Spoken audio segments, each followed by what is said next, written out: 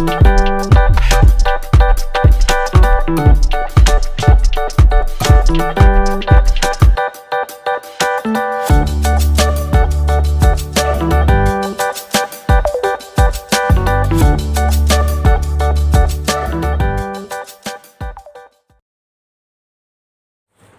guys! Welcome back to my channel. So ngayon guys, mag-unbox na naman tayo ng isang order galing sa QOO10 Express. So isa ito sa mga requirements para tatanggapin tayo sa Pinas, sa immigration sa Pinas or basta sa Pinas. Ito yung isang requirement na kailangan natin. So first time ko na makahawak ng isang item na to kasi dito sa Singapore hindi ito siya required. Ang required lang dito ay mask lang. So ito special na protection. So ayan.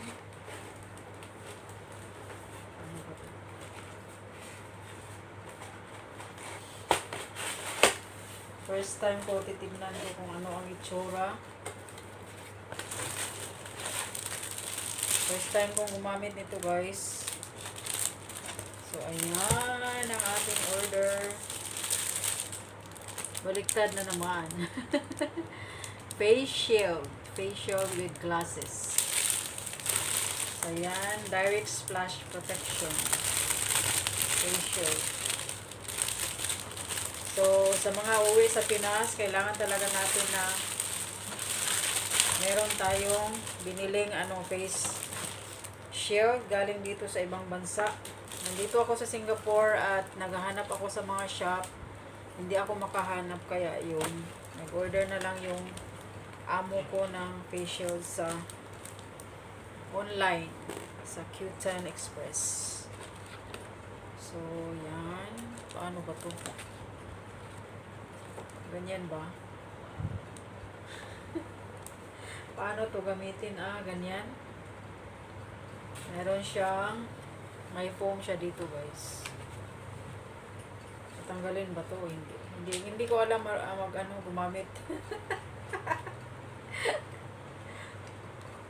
Paano to? Ganyan ba?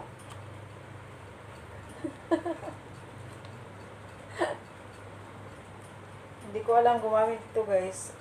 Estudyohan ko muna kung paano gamitin. Ganito ba to?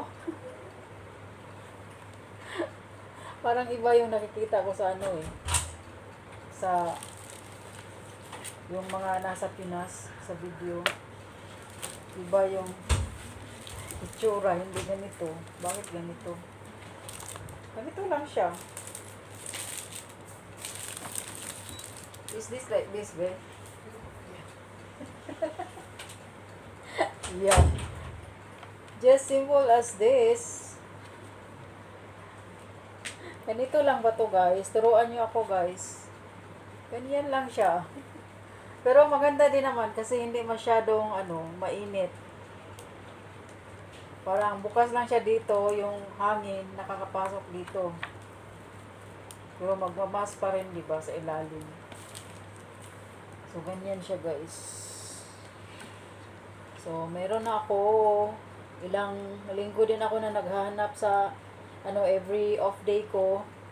Naghahanap ako sa mga tindahan, hindi ako makahanap. So, sinabi ko sa employer ko na orderan na lang niya ako sa online. So, yun, nag-order siya. Mga isang araw o dalawang araw lang yata dumating na yung order namin. So, yan. Ignorante ako na gumamit ito guys kasi first time ko pa na makahawak nito. Nakikita ko lang sa mga sa mga vlog, mga videos taga Pinas kasi required talaga to. Sa yung mga ibang lugar pwedeng mask lang pero sa Manila yata parang kailangan talaga itong mayroong shield. So ilang piraso ba? 5 piraso yung laman guys. Hindi ko alam kung disposable ba ito. Face gentle more protective care.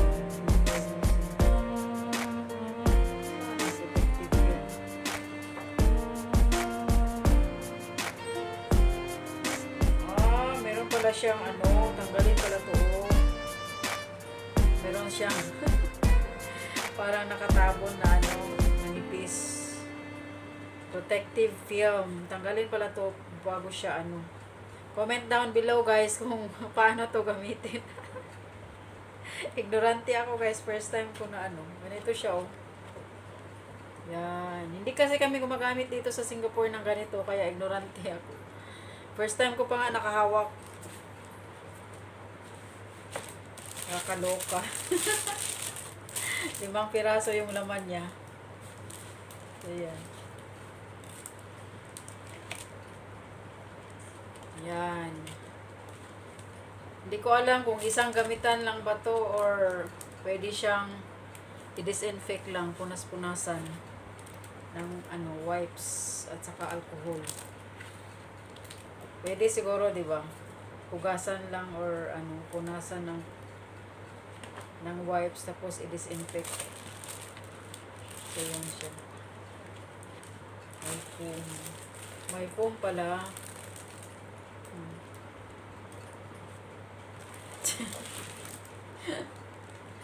So yan, makagagamit na rin ako ng ano, face shield.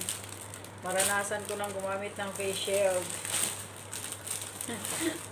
Lagi nga kami nagrereklamo dito, sabi namin ng kaibigan ko, lalo na yung kaibigan ko, laging nagreklamo kasi pag laging nagmamas dito, ano, parang mag-allergy, tapos ano, papawisan. Pag laging nakamas, sabi niya sa akin, kailan ba ito matatanggal ang mask?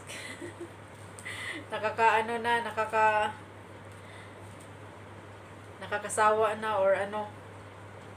Parang hindi daw siya makahinga, sabi niya sa akin. Di, mas lalo na pag merong ano, face shield. 'Di ba? Kasi maingat talaga sa Pinas. Malaki kasi ang ano doon. Ang posibilidad na mahawaan.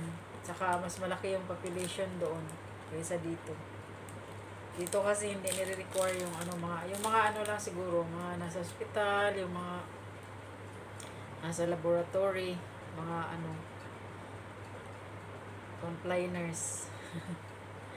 So yan lang guys ang aking vlog sa aking unboxing ng aking face shield na isang requirements para sa pag-uwi ko sa Pinas. Very soon na, very soon, less than 2 weeks na lang guys, almost 1 week na lang. So see you soon mga taga Pinas. Bye bye, thank you so much for watching.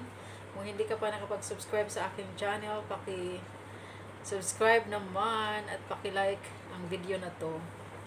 Thank you so much. God bless everyone. Keep safe. Till my next vlog. Alright. Okay.